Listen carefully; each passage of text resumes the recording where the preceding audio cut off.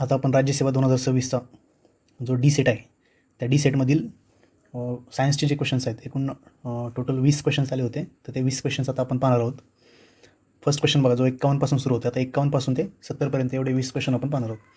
पहिला क्वेश्चन पहा, how does the nuclear force behave when the spin of nucleons are parallel. Okay, जेव्हा nuclear force, आता आपल्याला माहिती की न्यूक्लिअर फोर्स हा स्पिन डिपेंडंट असतो. ओके, जर आतमधले जे न्यूक्लियन्समधले जे पार्टिकल्स असतील तर ते पॅरल स्पिनिंग करत असेल तर ते स्ट्रॉंगर फोर्स तयार करतात आणि अँटी पॅरल स्पिन करत असेल तर वीकर फोर्स तयार करतात. त्यामुळे याचं पर्याय क्रमांक 1 हे उत्तर बरोबर आहे की जर स्पिन ऑफ द न्यूक्लियन्स म्हणजे काय, न्यूक्लियसमधील जे प्रोटॉन्स आणि न्यूट्रॉन्स असतात, राईट, त्यांना काय म्हणायचं, न्यूक्लियन्स म्हणायचं. तर ते काय करतात, स्ट्रॉंगर फोर्स हे करतात, एकमेकांवर देतात स्ट्रॉंगर फोर्स. त्यामुळे पर्याय क्रमांक 1 याचा बरोबर आहे. दुसरा प्रश्न बघा, what is the direction of electric field for a point charge at any point on it's equipotential surface. तर याचं उत्तर रॅडियल आउटवर्ड असं आपल्याला सांगता येईल. त्यानंतर तिसरा प्रश्न बघा, if the refractive index of the medium is more than the refractive index of double concave or double convex lens the focal length of the lens becomes negative. तर ते फोकल लेंथ जी त्याची निगेटिव्ह बनून जाते. त्याचा पर्याय क्रमांक 4 हे उत्तर आपल्याला सांगता येईल. नेक्स्ट क्वेश्चन बघा, आता त्याच्यामध्ये आपल्याला प्लँक्स कॉन्स्टंट हे जे आहे तर ते एनर्जी इक्वेशनमध्ये आपल्याला माहिती आहे, E is equal to H आणि न्यू म्हणजे फ्रिक्वेन्सी असते. ओके, एच हा प्लँक्स कॉन्स्टंट असतो आणि ई म्हणजे एनर्जी असते. तर त्यामध्ये त्याचं जे युनिट येतं ते मीटर म्हणजे मास, त्यानंतर लेन्थचं स्क्वेअर आणि divided by time. Okay, ml² divided by time म्हणजे हे टी वरती जाऊन T⁻⁻1 होतं. त्यामुळे याची जोडी याला लागते प्लँक्स कॉन्स्टंटची. तर ते असा एकच ऑप्शन आहे ज्याला सीची जोडी एला लावलेली आहे. त्यामुळे पर्याय क्रमांक 3 हे उत्तर आहे. बाकी मग एलची याला जोडी लागते आणि कोएफिशियंट ऑफ विस्कॉसिटीचं थर्ड याला जोडी लागते. तर अशा पद्धतीने याचा पर्याय क्रमांक 3 आहे. आता नेक्स्ट क्वेश्चन बघा, the net electric charge that passes through the surface per unit time is called as. आपल्याला माहिती की चार्ज डिवायडेड बाय टाईम म्हणजे net electric charge passes through the surface per unit time. तर चार्जला जर टाईमने divide केलं तर आपल्याला काय मिळत असतो, इलेक्ट्रिक करंट मिळत असतो. ज्याचं युनिट काय आहे, ॲम्पियर हे त्याचं युनिट आहे असं आपण सांगू शकतो. त्यामुळे याचं उत्तर इलेक्ट्रिक करंट हे आहे, पर्याय क्रमांक 1. नेक्स्ट क्वेश्चन बघा, according to second law of the thermodynamics how much will be the efficiency of the heat engine. तर आपल्याला माहिती सेकंड लॉ जो आहे त्याला केल्विन प्लँक स्टेटमेंट असं देखील म्हटलं होतं. त्याच्यामध्ये त्यांनी असं सांगितलं की no heat engine is 100% efficient. म्हणजे कोणतंही हीट इंजिन हे 100% इफिशियंट नसतं, किंवा आपण असं इंजिन बनवूच शकत नाही की जेवढं आपण त्याला इनपुट देऊ तेवढंच आपल्याला आउटपुट मिळून देईल. त्यामुळे आउटपुट वर्क जे असतं ते नेहमी कमी असतं इनपुट पेक्षा. आता इनपुट इथं हीट एनर्जी देतो आपण हीट इंजिनला, त्यामुळे याचं इनपुट जे आहे ते त्याच्यापेक्षा आउटपुट हे नेहमीच कमी राहील. त्यामुळे याची जी इफिशियन्सी ती 1पेक्षा नेहमी त्याचं कमी राहील. त्यामुळे लेस दॅन 1 हे त्याचं उत्तर बरोबर आहे. नेक्स्ट क्वेश्चन बघा, identify the correct statement about the jumping genes. तर जम्पिंग जीन्सविषयी जे स्टेटमेंट आपल्याला दिलेले आहे त्यामध्ये बघा, these are the genes that can change their positions, right, हे स्टेटमेंट बरोबर आहे. These are also called as a transposons. त्यांना ट्रान्सपोझॉन्स असं पण म्हटलं जातं कारण ते पोझिशन चेंज करतात, राईट. त्यामुळे हे देखील स्टेटमेंट, दोन्ही स्टेटमेंट बरोबर आहेत. These were firstly discovered by the Barbara McClintock in 1965. Actually त्यांनी जे ते 1965 डिस्कवर नाही केलं, तर ते त्यांनी 1948 ते 1950 या दरम्यान ते पब्लिश केलं होतं. ओके, त्यामुळे त्याची डिस्कवरी कधी त्याच्या आधीच केली असेल त्यांनी, जर पब्लिश ते 48 ते 50 दरम्यान करतात. त्यामुळे हे स्टेटमेंट एक चुकीचं आहे. त्यामुळे पर्याय क्रमांक 1 आणि 2 म्हणजे स्टेटमेंट 1 आणि ए आणि बी हे बरोबर आहे. त्यामुळे पर्याय क्रमांक 1 याचं उत्तर आहे. आता नेक्स्ट क्वेश्चन बघा, 58 नंबरचा क्वेश्चन आपण पाहतोय. Predict which of the following organisms will have the highest percentage of unsaturated phospholipids in their membrane. आता अनसॅच्युरेटेड जे लिपिड्स आहेत ते कशामध्ये, ॲनिमल्समध्ये असतात आणि सॅच्युरेटेड मोस्टली प्लांट्समध्ये. तर आपण याच्यामध्ये पाहू शकतो की फॉस्फोलिपिड आपल्याला माहिती, फॉस्फोलिपिड कुठं आपण यूज करतो, जी सेल मेम्ब्रेन असते. तर सेल मेम्ब्रेन जी कशापासून बनलेली असते ती आपली फॉस्फोलिपिडपासून बनलेली असते. आणि आता आपल्याला काय म्हणलं, विचारलं की highest percentage of unsaturated phospholipids, तर कुणात असणार ते अंटार्क्टिक फिशमध्ये असतात. कारण त्यांना सेल मेम्ब्रेन जी त्यांची गोठू द्यायची नसते किंवा ती कडक होऊन द्यायची नसते. त्यामुळं अंटार्क्टिक फिशमध्ये अनसॅच्युरेटेड फॉस्फोलिपिड्स याचं हायेस्ट पर्सेंटेज आपल्याला पाहायला भेटतं. त्यानंतर नेक्स्ट क्वेश्चन बघा, select the organelle that contains its own DNA and 70S ribosomes but it found in the eukaryotic cell. तर आपल्याला माहिती की असा कुठला सेल ऑर्गेनेल आहे ज्याच्यामध्ये DNA स्वतःचा DNA असतो, तर फक्त मायटोकॉन्ड्रिया. त्यामुळे याचं उत्तर आपण मायटोकॉन्ड्रिया हेच देणार आहोत. नेक्स्ट क्वेश्चन बघा, apomixis is a type of reproduction that results in the development of and.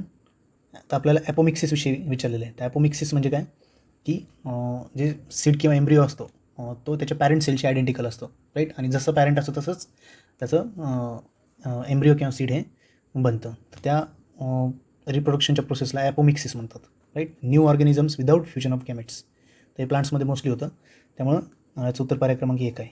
आता ऑप्शन 2मध्ये काय म्हटलं की new organisms from fusion of the product of gametes. Fusion झालं त्याला ॲम्फिमिक्सिस म्हणतात. ओके, ॲम्फिबियन्स आपण म्हणतो ना, तर ते ॲम्फिमिक्सिस ते नॉर्मल सेक्शुअल रिप्रोडक्शनच्या जे ॲम्फी म्हणजे दोन्ही मेल आणि फिमेल दोघांचे गॅमेट्स इन्व्हॉल्व होतात, त्याला ॲम्फिमिक्सिस असं म्हटलं जातं. आणि बाकी दोन जे आहेत ते एम्ब्रिओ फ्रॉम एंडोस्पर्म आणि एम्ब्रिओ फ्रॉम न्यूक्लियस, तर ते टाईप ऑफ ॲपोमिक्टिक प्रोसेसेस जे आहेत सेक्शुअल रिप्रोडक्शनच्या हे स्पेसिफिक प्रोसेसमध्ये येतात. तर ते त्यामुळे पर्याय क्रमांक 1 आपलं उत्तर बरोबर आहे. Which of the following is not a natural plant growth hormone. तर आपल्याला माहिती आहे ऑक्झिन आहे, इथिलिन आहे, ॲप्सिसिक ॲसिड देखील आहे, परंतु मिथिलिन हा जो आहे हा एक केमिकल ग्रुप आहे, राईट. CH2 त्याचा फॉर्म्युला काय CH2. तर त्यामुळे मिथिलिन हा नॅचरल प्लांट हार्मोन नाही आहे. आणि आपल्याला कुठला नाही आहे हेच विचारलं, त्यामुळे पर्याय क्रमांक 3 याचं उत्तर आहे. आता evolution of marsupials and placental mammals is an example of.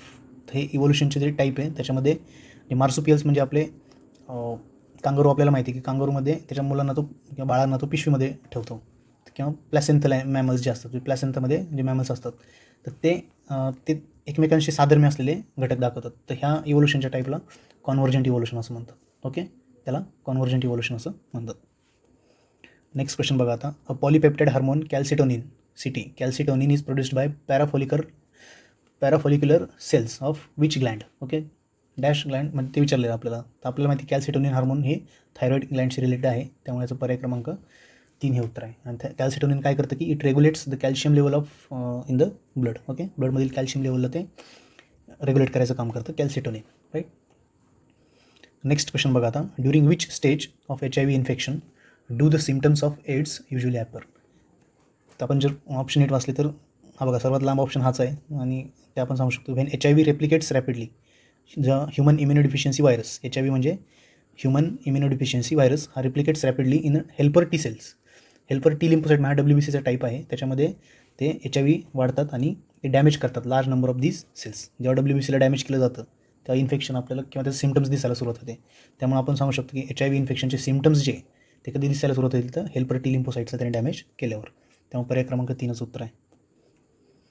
Next बघा. Which of the following elements forms coordination compounds with simple ligands such as the halides. आता हॅलाइड्स म्हणजे काय, क्लोरीन ब्रोमीन यांना हॅलाइड्स असं म्हटलं जातं, right.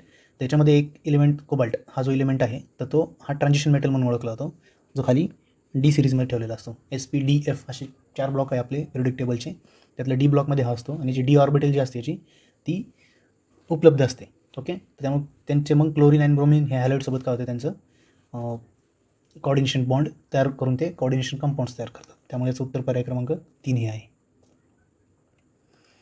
A colloidal dispersion of one liquid in another immiscible with it is called age.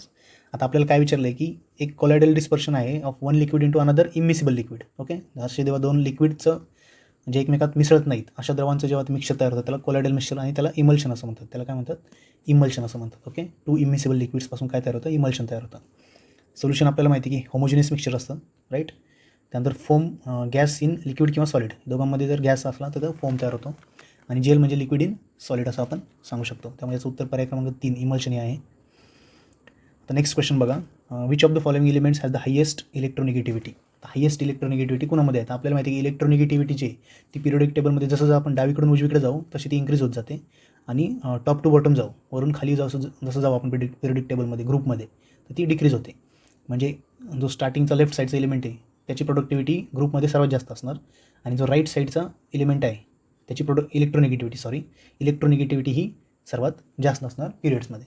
तर आपल्याला माहिती आहे की आता ऑक्सिजनचं नंबर 8 आहे, नायट्रोजनचं 7 आहे, फ्लोरीनचं 9 आहे. म्हणजे सर्वात राईट साईडला कोण आहे तर 9 नंबरचं आहे. इथं क्लोरीनचा 17 देखील असून तो सर्वात राईट साईडला नाही, तर तो फ्लोरीनच्या खाली आहे. म्हणजे फ्लोरीन इथं वरती आहे तर त्याच्या खाली क्लोरीन आहे. ओके, तर अशा पद्धतीने आपण सांगू शकतो की त्यामुळे फ्लोरीनची ही इलेक्ट्रोनिगेटिव्हिटी ही सर्वात जास्त आहे दिलेल्या 4 पर्यायामध्ये. नेक्स्ट बघा आता. Chloramphenicol is a dash dash विचारलं आपल्याला. आपल्याला इथं ऑप्शन दिलेलं बघा. Narrow spectrum antibiotic, broad spectrum antibiotic, limited spectrum antibiotic आणि अँटीसेप्टिक ड्रग. आता ऑब्वियसली हे ब्रॉड स्पेक्ट्रम अँटीबायोटिक आहे. व्हेन स्पेसिफिक इन्फेक्शन कॉज जे आहे ते अननोन असतं. म्हणजे एखादं नक्की इन्फेक्शन कशामुळे होते हे जर समजून येत नसेल तर अशा वेळेस प्लस जेव्हा इन्फेक्शनमध्ये multiple types of bacteria involve होतात तर त्यावेळेस आपल्याला ब्रॉड स्पेक्ट्रम अँटीबायोटिक म्हणजे ब्रॉड स्पेक्ट्रम ऑफ म्हणजे मल्टिपल बॅक्टेरियाजवर काम करण्यासाठी म्हणजे ते स्पेक्ट्रम त्याचं मोठं आहे बॅक्टेरियाच्या बाबतीत जर विचार केला तर त्यासाठी हे क्लोरोॲम्फिफेनिकॉल यूज केलं जातं. ओके, तर त्यामुळे याचं पर्याय क्रमांक option B is the correct. किंवा आपलं जर असं विचार केला की इज विचारलं आहे ना, इज काय एक टाईपचंच असू शकतं तर त्यामुळे पर्याय क्रमांक 2 किंवा 4 याचं उत्तर असू शकतं. परंतु ते थोडं वाचण्यात आलं असेल आपल्याला तर आपल्याला माहिती की ते ब्रॉड स्पेक्ट्रम अँटीबायोटिक आपलं आहे. नेक्स्ट क्वेश्चन पाहूया आता बघा, आयडेंटिफाय द मिनरल ॲसिड किंवा acids from the following acids. 4 acid दिलेले आपल्याला, oxalic acid, sulphuric acid, nitric acid, hydrochloric acid. त्यांचं फॉर्म्युला मी तर लिहून ठेवलेलं आहे. सल्फ्युरिक ॲसिड आपल्याला माहिती आहे H2SO4, nitric acid HNO3, hydrochloric acid is HCl आणि ऑक्झॅलिक ॲसिड हे C2H2O4 हे प्लांट्समध्ये आढळतं. तर आपल्याला माहिती की ॲसिड्सचे 2 टाईप आपण सांगू शकतो, ऑर्गॅनिक आणि इनऑर्गॅनिक. ऑर्गॅनिक म्हणजे काय, जे प्लांट किंवा ॲनिमल सोर्सपासून भेटतात आपल्याला त्यांना ऑर्गॅनिक ॲसिड म्हणायचं आणि जे मिनरल्सपासून जे भेटतात त्यांना इनऑर्गॅनिक ॲसिड्स असं म्हणायचं. तर इथं जर विचार केला तर सल्फ्युरिक ॲसिड, नायट्रिक ॲसिड आणि हायड्रोक्लोरिक ॲसिड हे तीनही आपल्याला मिनरल्सपासून भेटतात. ओके, बाकी ऑक्झॅलिक ॲसिड हे जे आहे ते प्लांट्सपासून भेटतं. त्यामुळे याचं उत्तर पर्याय क्रमांक 2 म्हणजे BCD हे मिनरल ॲसिड्स आहेत असं आपण सांगू शकतो. लास्ट क्वेश्चन बघा आता, the oxidation states of all elements in allotropic form. आता जेव्हा इलिमेंट म्हणजे ऑक्सिडेशन स्थिती म्हणजे ऑक्सिडेशन स्टेट आपण कशी फाईंड करतो, जर तो इलेमेंटल फॉर्ममध्ये असेल किंवा ॲलोट्रॉपिक फॉर्ममध्ये असेल तर त्याची इलेक्ट्रोनिगेटिव्हिटी त्यांच्या दोघांमधला डिफरन्स हा 0 होऊन जातो आणि अशा वेळेस त्याची ऑक्सिडेशन स्टेट देखील 0 होऊन जाते. तर त्यामुळे जर ॲलोट्रॉपिक फॉर्ममधील कुठला इलिमेंट असेल किंवा मूलद्रव्य असेल तर त्याचं ऑक्सिडेशन स्टेट ही जी आहे ती 0 अशी होऊन जाते. अशा पद्धतीने आपण डिटेलमध्ये आता जे 20 क्वेश्चन्स आहेत त्याचे ॲन्सर्स आपण एक्सपेक्टेड ॲन्सर्स पाहिलेले आहेत. Thank you very much.